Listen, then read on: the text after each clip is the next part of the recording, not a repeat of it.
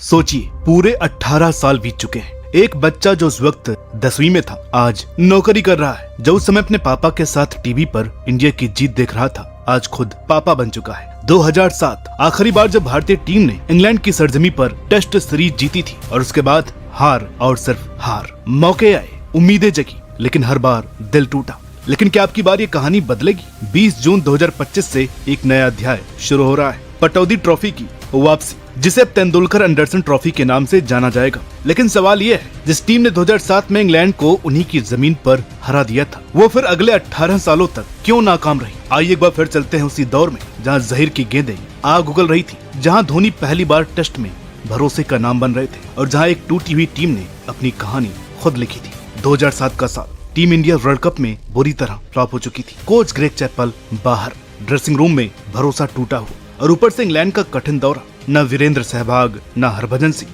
इरफान पठान और Munaf Patel injured. Team बिना head coach के, सिर्फ मैनेजर के सहारे। लेकिन जोश वो कूट कूट करके भरा था। 19 जुलाई से इंग्लैंड दौरा शुरू हुआ। पहला टेस्ट लॉर्ड्स में। इंग्लैंड की बैटिंग तूफानी, स्ट्रॉस 96, पीटरसन 134। इंडिया दबाव में था। लेकिन फिर आया वो पल जिसने फैंस को उछलने पर मजबूर कर दिया। धोनी का नाबाद 76, आरपी सिंह की 5 विकेट और इंडिया ने मैच को ड्रॉ में तब्दील कर दिया। ये सिर्फ ड्रॉ नहीं था, ये ऐलान था, हम यहाँ सिर्फ खेलने नहीं, जीतने आए हैं। तो फिर आया दूसरा टेस्ट, ट्रेंट ब्रिज। द्रविड़ ने टॉस जीतकर बैटिंग नहीं बॉलिंग चुनी, क्योंकि पिच गीली थी और ये फैसला मैच का टर्निंग पॉइंट बन गया। जहीर खान रिवर्स स्विंग के जादूगर। पहला इनिंग 4 विकेट, दूसरी इनिंग 5 विकेट, 9 विकेट लेकर इंग्लैंड को तहस नहस कर दिया। इंग्लैंड की तरफ से मोंटी पेनिसर ने 101 पर 4 विकेट लेकर थोड़ी सी टेंशन दी। लेकिन बैटिंग में सचिन तेंदुलकर 91, गांगुली 79, लक्ष्मण 54, युवराज 62, सभी ने मिलकर बनाए 481 रन। इंडिया ने टेस्ट मैच खतरनाक अंदाज में जीत लिया। तीसरा टेस्ट ज्यादा बड़ा स्कोर या रिकॉर्ड्स वाला नहीं था, लेकिन वहाँ इंडिया ने इंग्लैंड को रोक करके 1-0 से सीरीज अपने नाम कर ली। और ये जीत 1986 के बाद पहली बार आई थी, जब पहली बार इंडिया ने इंग्लैंड में टेस्ट सीरीज जीती थी। लेकिन क्या पता था कि ये जीत अगले 18 साल तक आखिरी बनने वाली है। तो आइए इस जीत की वजहों पर भी बात कर लेते हैं।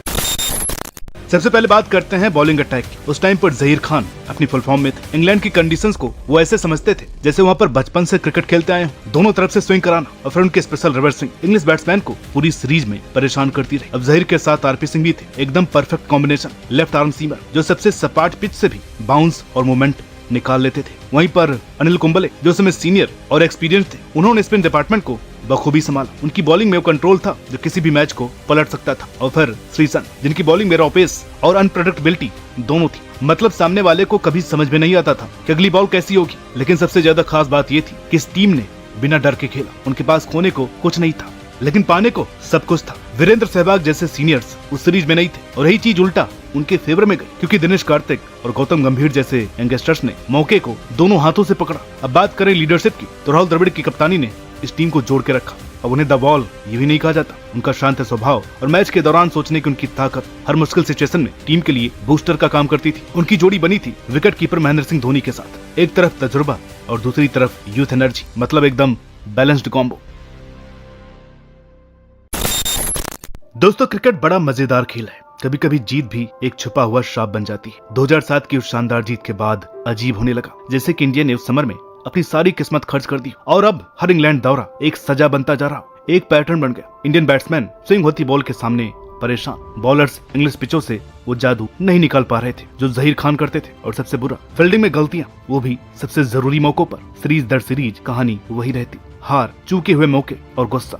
तो आखिर गलती कहाँ हुई? सबसे पहला, 2007 की टीम के प्लेयर्स धीरे धीरे टीम से आउट होने लगे। जहीर का पीक खत्म हो गया था और उनके जैसा बॉलर मिलना मुश्किल साबित हो रहा था। 2011 के इंग्लैंड दौरे के दौरान जहीर खान चोटिल हो गए थे। द्रविड़ के अलावा कोई और सीरीज में नहीं चला। खैर, 2007 के बाद हुई सभी सीरीज की बात हम अगली वीडियो में करेंगे ही। दूसरा, इंग्लैंड की टीम भी बदल रही थी। उनका ट्रेनिंग सिस्टम और प्लेयर्स की टेक्निक और भी बेहतर होती जा रही थी। वो स्पिन को अच्छे से खेलने लगे थे और स्विंग को समझने में मास्टर बन चुके थे। लेकिन सबसे बड़ा कारण था मेंटल प्रेशर। हर बार जब इंडिया इंग्लैंड जाती तो 2007 की टीम की छाया उन पर रहती। मीडिया लगातार तुलना करता, क्या ये टीम भी वही कमाल कर पाएगी? और यहीं से बन जाता था एक एक्स्ट्रा प्रेशर जो कई बार टीम को तोड़ देता था। और कुछ इस तरीके से टीम इंडिया का गेम धीरे धीरे बिगड़ने लगा।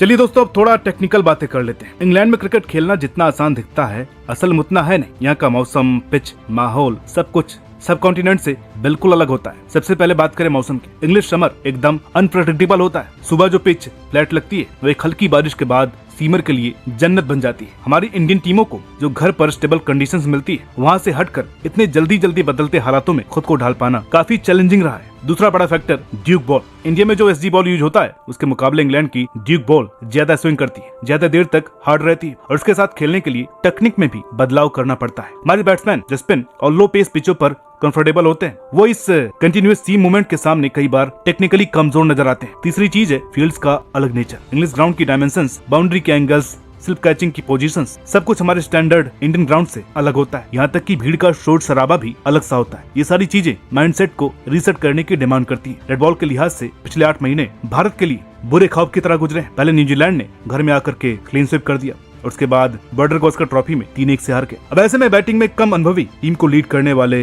गिल क्या भारत के लिए 2007 वाला इतिहास दोहरा पाएंगे?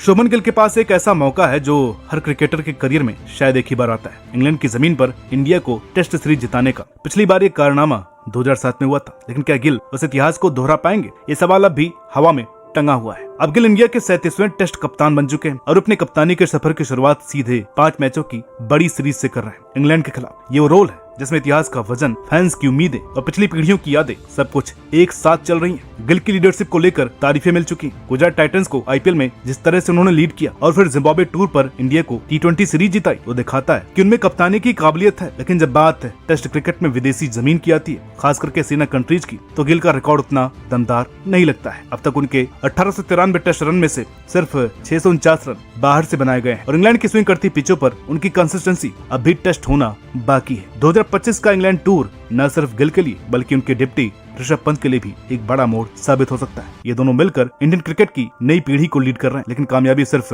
गिल की स्ट्रेटेजी या उनकी शांति पर ही नहीं, बल्कि इस बात पर भी निर्भर करेगी कि क्या वो सीनियर और जूनियर प्लेयर्स को एक साथ जोड़कर इंग्लैंड की बेसबॉल एग्रेसिव स्टाइल के सामने टिके रह पाते हैं या नहीं। अगर गिल टीम को मोटिवेट कर पाए, बोल्ड फैसले ले पाए और कंडीशंस के हिसाब से खुद को और टीम को ढाल पाए, तो 2007 जैसी जीत दोहराने की काबिलियत रखते हैं। और अगर ऐसा होता है तो शायद हम उन्हें लॉन्ग टर्म टेस्ट लीडर के तौर पर देख पाएंगे। लेकिन इसके लिए उन्हें सिर्फ इंग्लैंड की टीम नहीं, बल्कि अपने आउटडोर फॉर्म और इतिहास के दबाव से भी लड़ना पड़ेगा। 20 जून 2025 की तारीख जैसे जैसे करीब आती जा रही है, वैसे वैसे माहौल और भी रोमांचक होता जा रहा है। सब कुछ तैयार है एक ऐसी कहानी का क्लाइमैक्स जो शायद क्रिकेट के सबसे दिलचस्प किस्सों में गिनी जाएगी। क्या इस बार इंडिया इंग्लैंड में 18 साल की हार की तपिश को जीत की बारिश में बदल पाएगी? क्या ये टीम वहाँ पर कामयाबी हासिल कर पाएगी जहाँ अब तक कई बड़ी टीमें नाकाम रही हैं? 2007 की यादें फिर से ताजा हो रही हैं। एक टीम जिसके पास खोने को कुछ नहीं था, एक बॉलिंग अटैक जो कंडीशंस का फायदा उठाना जानता था और बैट्समैन जो प्रेशर में भी बड़ी इनिंग खेल सकते थे। लेकिन इस बार कुछ अलग है। इस बार उनके पास वो तजुर्बा है जो पिछली बार 2 बड़ी हारों से मिला है और वो जिद है जो अपनी पहचान खुद बनाने वाले लोगों में होती है। दोस्तों, क्रिकेट हमें यही सिखाता है कि सबसे हसीन कहानियां वहीं से शुरू होती हैं जहां हालात सबसे मुश्किल होते हैं। 2007 की टीम ने भी एक ऐसी ही कहानी लिखी थी और अब 18 साल बाद एक नया ग्रुप है जो अपनी दास्तान लिखने की कगार पर खड़ा है। प्रेशर जबरदस्त है, लेकिन मौका उससे भी बड़ा है। 20 जून को जब पहली बॉल फेंकी जाएगी तो उसी पल से तय होना शुरू हो जाएगा कि क्या इस इंडियन टीम के पास वो जज्बा है जो इतिहास को दोबारा लिख सके। अगर आपको भी लगता है कि इस बार इंडिया वो कर सकता है जो सालों से अधूरा रह गया था, तो कमेंट्स में जरूर बताइएगा। वीडियो अच्छी लगी हो तो प्लीज इसे लाइक करें, शेयर करें। चैनल पर नए हैं तो प्लीज इसे सब्सक्राइब करना ना भूलें। मिलते हैं आपसे अगली वीडियो में, तब तक के लिए नमस्कार।